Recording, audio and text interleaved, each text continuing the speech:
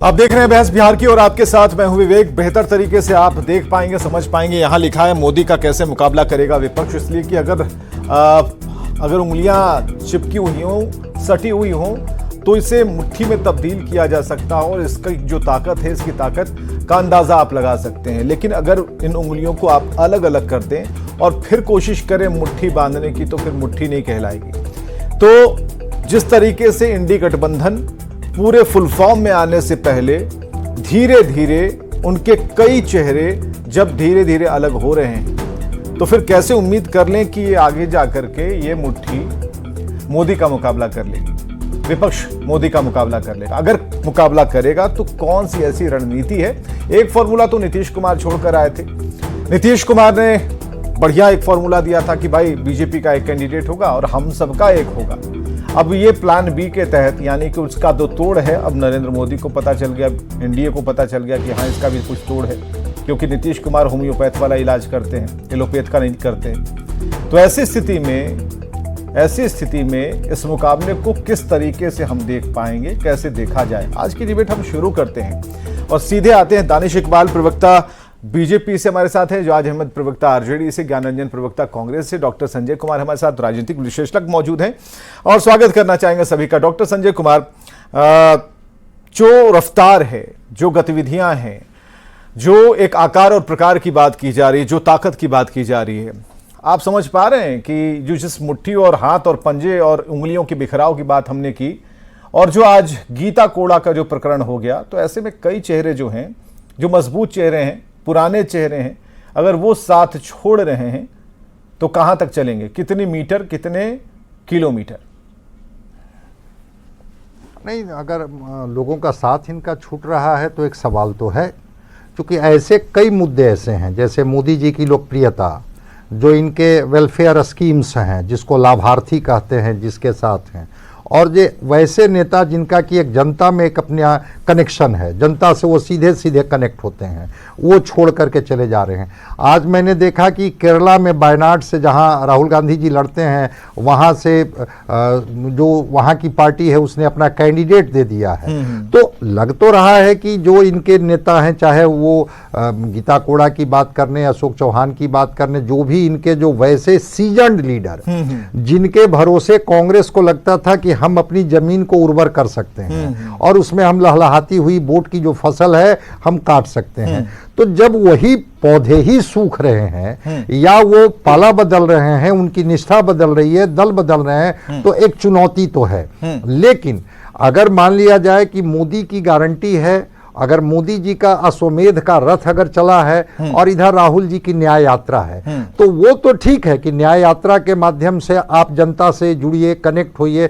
लेकिन जब आपके लोग ही धीरे धीरे करके आपसे हट जाएंगे, तो एक सवाल तो चुनौती का है। और ठीक आप कह रहे हैं कि कई अंगुलियां जब मिलती है तो मुट्ठी का रूप लेती है। जब अंगुलियां ही नहीं बचेगी तो मुट्ठी का आकार का कोई मतलब नहीं रह जाएगा। तो एक अभी दिख रहा है कि जितना मजबूत विपक्ष की पटकथा लिखी जानी चाहिए थी, जितना मजबूत विपक्ष का एक आकार दिखनी चाहिए थी लोकतंत्र के लिए, जीत और हार के लिए नहीं, लोकतंत्र के लिए। डॉक्टर संजय, आपने पौधे का उदाहरण दिया कि पानी डालने वाला, ये पौधा आप समझ रहे हैं कि कोई ऐसा पौधा इसमें पानी नहीं डालेंगे तो ये गड़बड़ा जाएगा, सूख जाएगा। कहीं ये पौधा अगर कैक्टस टाइप वाला होगा तब तो कोई दिक्कत नहीं, पानी की जरूरत नहीं। ज्ञान रंजन जी, कौन सा पौधा लगाया भाई आपने? देखिए विवेक जी, बहुत साफ शब्दों में एक बात कहूँगा, जाने वाले को किसी ने रोका नहीं है और नेता तो बने ही आने जाने के लिए, लेकिन हम जनता के पास जा रहे हैं और जनता के पास आपके सामने बिहार में ही देख लीजिए, एक पटकथा लिखी जा रही है कि रात को 2-2 बजे तक जनता अपना विश्वास हम पे महागठबंधन पे दिखा रही है और वही एक अंतिम न्याय है जिसको जाना है जाए।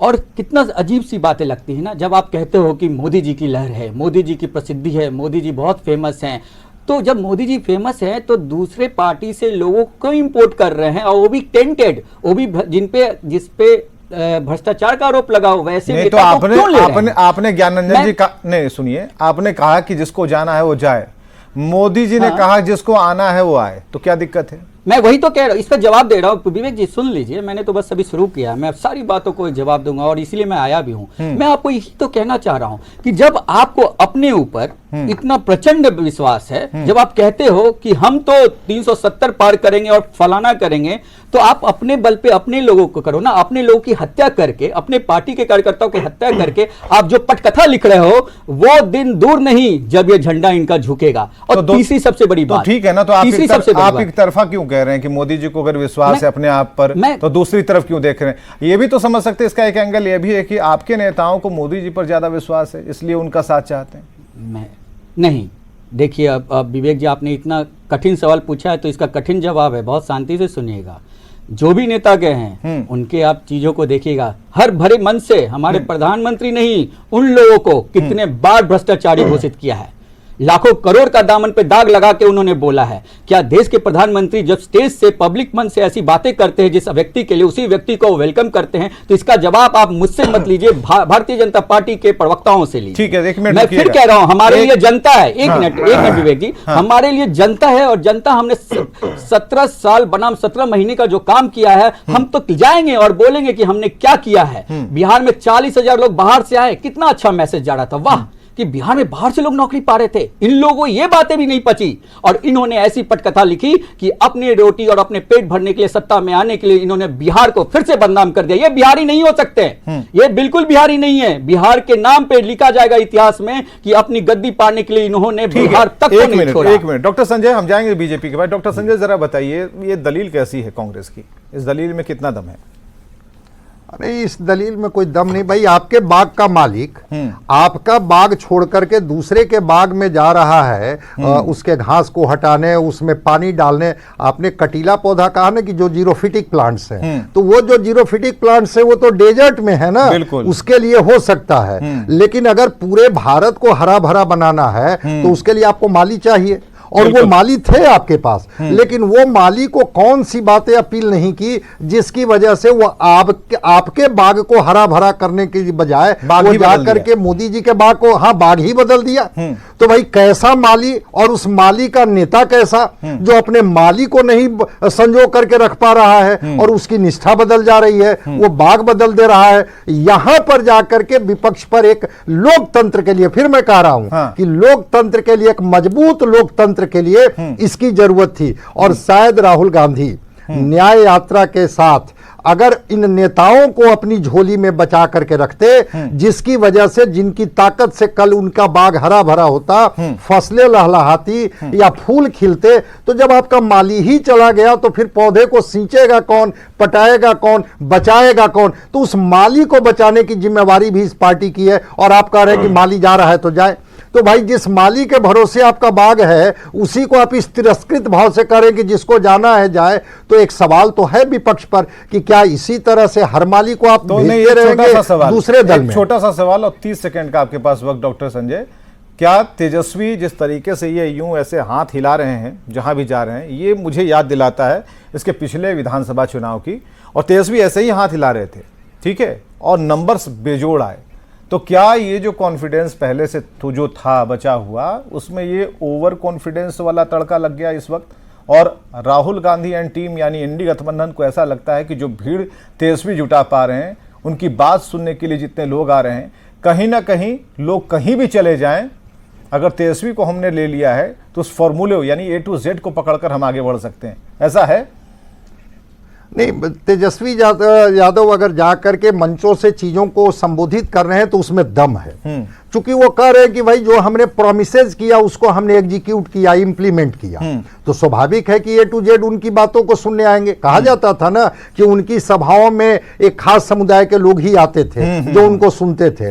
लेकिन अगर 17 महीने में तेजस्वी जी ने अगर कुछ कर करके दिखाया, भाई 243 का विधानसभा है, नीतीश कुमार जी की पार्टी के पास 43 विधायक थे, तेजस्वी जी को तो क्रेडिट लेने का पूरा अधिकार था चूंकि वो बड़ी पार्टी के नेता थे। तो अगर वो जाकर के मंचों से कह रहे हैं कि अगर आपने हमें मैंडेट दिया, अगर हमें ताकत दी, तो हम अब केवल प्रोमिसेज नहीं, और लालू प्रसाद यादव का जो सोशल रिफॉर्म्स था, सामाजिक न्याय और सांप्रदायिक सद्भाव से ये आगे बढ़ करके आर्थिक न्याय की बात कर रहे हैं और नौजवानों को कनेक्ट कर रहे हैं कि भाई हम तो आपके सपनों को आकार देने के लिए बढ़े थे, हमें ये ताकत तेजस्वी यादव की दिख रही है भाई, इसमें बोलने में कोई गुरेज नहीं है। जो सामने तस्वीरें आ रही हैं उस पर आप बिल्कुल कह सकते हैं कि भीड़ तो जुट रही है और पूरी मजबूती के साथ तेजस्वी अपनी लहर बनाने में लगे हैं और उसमें कहीं ना कहीं एक दो जगह पर ऐसे नहीं कि कोई कैमरा हिल गया हो, टेढ़ा मुड़ गया हो, नहीं, जो कैमरे फोटो दिखा रहे हैं, जो तस्वीरें आ रही हैं, अपार भीड़ है, समर्थन है। उसमें कौन लोग हैं इतना जरूर कह रहे हैं कि A to Z है, तो A to Z मान लिया जाए क्योंकि पॉलिटिकल पार्टी ये अलग तरीके से कह रही है। इस वक्त एजाज अहमद से हम जरा जानना चाहेंगे, एजाज अहमद कैसे मुकाबला होगा?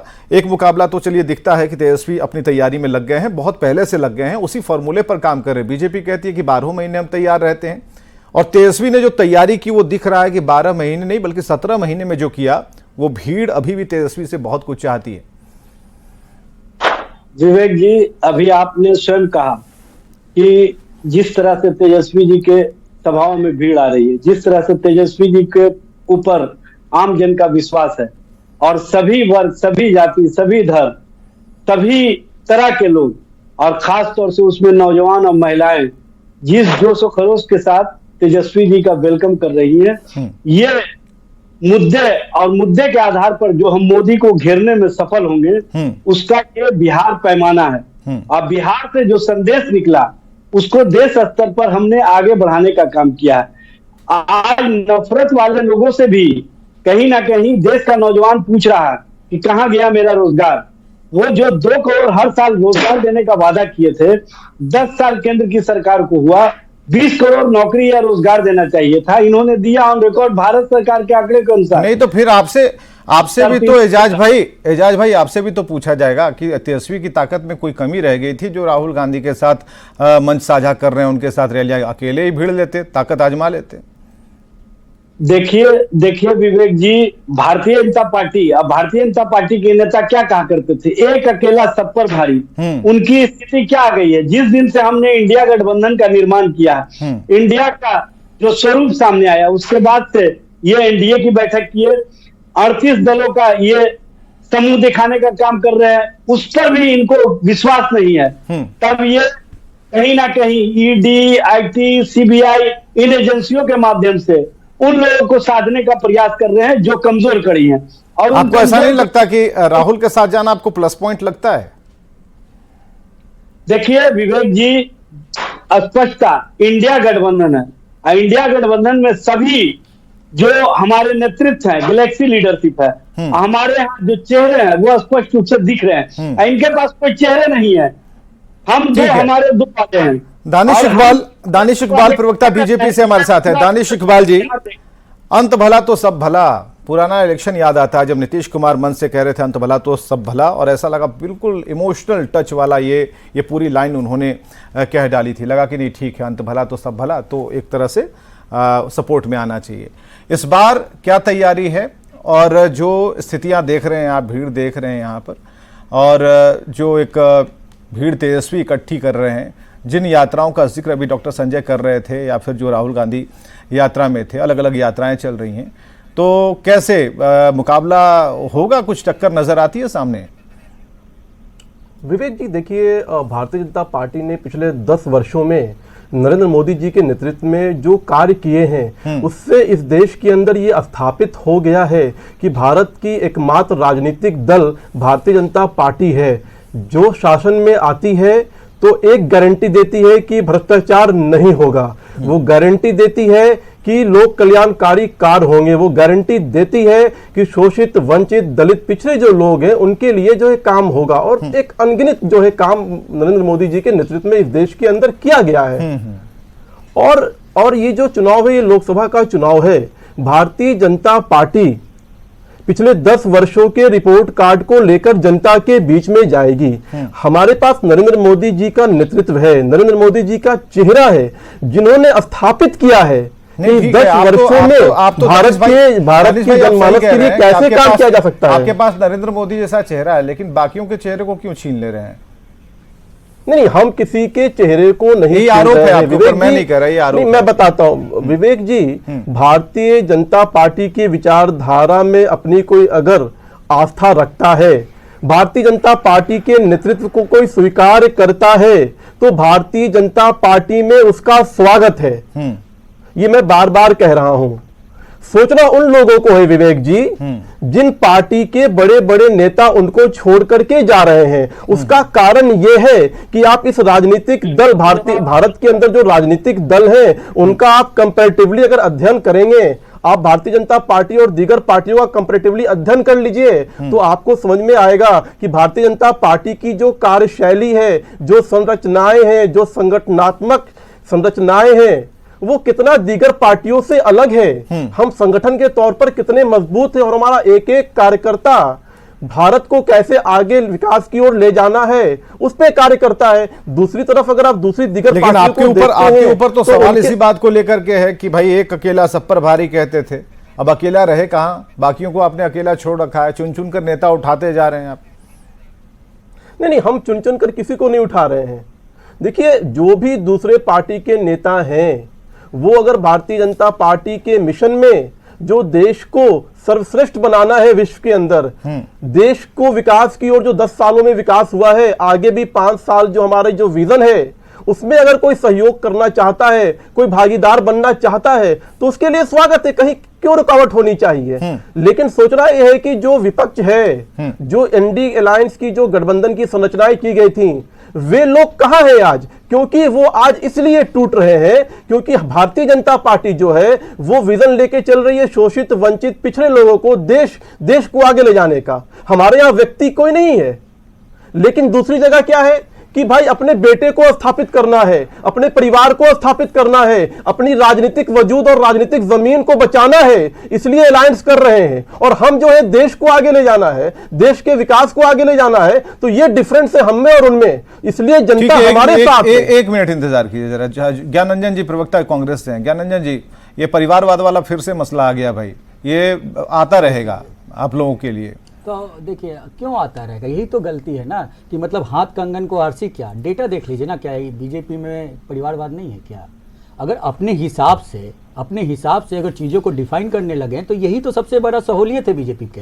बीजेपी कहती है कि शोषित वंचितों का काम कर रहे हैं, 80 करोड़ लोगों को मुफ्त अनाज दे के उसको एम्पावरमेंट का नाम दे रहे हैं, तो क्या मैं बोलूँ 121 कंट्री में 107 स्थान पे अपना इंडिया आता है हंगर इंडेक्स पे, और ये कहते हैं कि हम इसको एम्पावरमेंट कहते हैं। खैर बीजेपी यही करती है, कहती है कि दुनिया की सबसे बड़ी पार्टी है और दूसरे दलों से जो टेंटेड लोग हैं उनको लेके उनका स्वागत करती है वॉशिंग पाउडर की तरह, और उनका वॉशिंग मशीन है, बहुत जाहिर है। और यही कारण है, आपने देखा हो कि भारतीय जनता पार्टी ने मोदी जी के आने के तुरंत बाद अपना लोटस सिंबल जो था उनका सैफ्रॉन कलर से व्हाइट कलर कर दिया। उन्होंने एक इंडिकेशन दिया कि आओ मेरे पास और अपना धुल जाओ, मतलब जितना दाला डब्बा है धुल के व्हाइट हो जाओ। तो इनका यही था जब उन्होंने सैफ्रॉन से व्हाइट किया अपना लोटस सिंबल, तो उस समय लोगों को समझ में नहीं आया, लेकिन मतलब यही था। दूसरी सबसे इंपॉर्टेंट बात कहता हूं, किस तरह से हम देश को ले जा रहे हैं।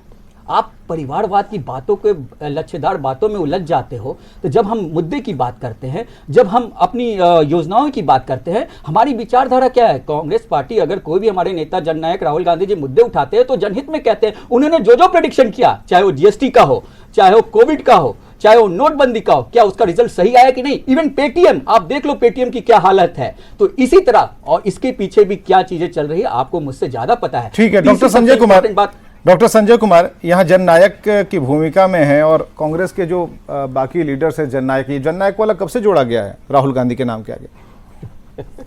अब मुझे नहीं पता है कि ठीक है, अच्छी बात है। पार्टी के सारे भारत कार्यकर्ताओं को अपने नेता को कुछ भी कह करके संबोधित करने का अधिकार है, उस अधिकार से मैं कैसे किसी को वंचित कर सकता हूं। लेकिन जननायक कहने से नहीं होता है, जननायक जमीन पर दिखना विवेक जी, चाहिए। जननायक बिहार में कर्पूरी ठाकुर जी थे जिनको कांग्रेस ने भारत रत्न नहीं दिया। वही मुझे जननायक को भारत रत्न भारतीय जनता पार्टी ने दिया। हाँ डॉक्टर जननायक राहुल गांधी हो गए। आ रहे हैं दानिश भाई, आ रहे हैं, पहले डॉक्टर संजय खत्म कर। हाँ, मैं अपनी बात को समाप्त कर देता इनके हूं। पास भी नहीं था, देख लीजिए। तो खैर, हमारे बोर्ड में जो आप लोग बैठे हैं, आप लोग सब नायक हैं। हाँ डॉक्टर संजय जी, चीजों हाँ, ठीक है, सारे नायक हैं और वो नायकों को सलाम है मेरा भाई। लेकिन मेरा कहना है कि जमीनी हकीकत को भी समझने की जरूरत है।